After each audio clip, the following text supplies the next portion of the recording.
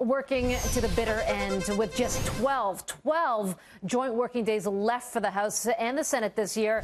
12 Republican senators are hoping to quickly pass a new North American trade deal before the Democrats take over the House on January the 3rd. The question is, will they be able to do it? Let's talk about it. Joining me now, Hadley Heath Manning, Policy Director for the Independent Women's Forum. That's pretty tight timing, don't you think? I mean, it might be possible, maybe not likely. Right. There's only 12 days of Christmas in that particular song, so 12 working days isn't a lot to address all the priorities.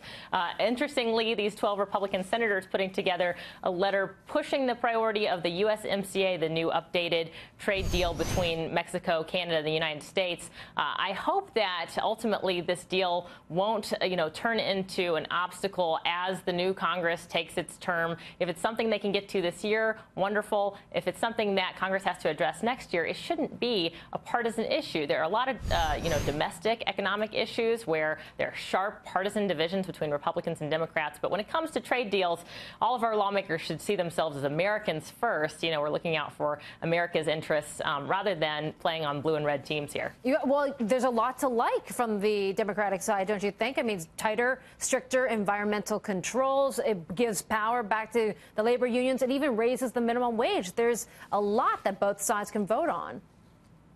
That's right. And even some of these senators signing on the letter, originating actually with Senator Pat Toomey, who's urged President Trump to change some of the provisions in the trade deal so that it's more friendly to free trade. I think it's going to be difficult to do that balancing act, to get, lawmakers on both sides of the aisle on board with this deal. But it's something that's worth doing ultimately because we want to have positive trade relations with Canada and Mexico. And importantly, this deal updates the previous deal, NAFTA, so that we now have better provisions in place for protection of intellectual property and digital trade provisions, sort of bringing it to the 21st century. Yeah. So ultimately, this is going to be one of many priorities that lawmakers are looking at in lame duck session, but a very important one. Yeah, OK. So, Hadley, I would say there's the 12 Republicans include a long list of high-profile senators. That includes Ted Cruz is on board, Mike Lee, Rob Portman. But, the rest of the Republicans would probably argue, look, we have other issues to worry about, like funding the government past December the 7th and also the Farm Bill to negotiate as well.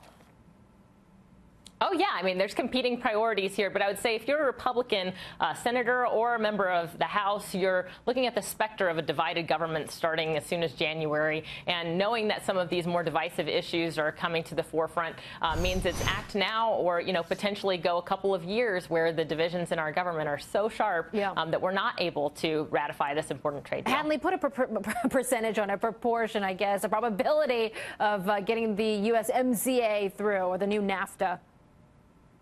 I would hope that it would be above 50%. We've got to, above 50? refocus. Is that optimistic? Yeah. That's optimistic, yes. Is that 60, like I said, 70, 80? That sounds more optimistic. I'd say a 60% chance because, again, you mentioned some of the provisions that might be attractive to Democrats. What's stalling out here is that Democrats have campaigned so hard in the last midterm election against President Trump that they're coming into office really hoping to stand up to him. And they see this trade deal as a potential win for the president. They shouldn't see it that way. They should see it as a potential win for the American people and for our economy. Do what's right by us rather than worrying about, the political points and who's scoring those. Hadley, happy Thanksgiving. Thank you so much.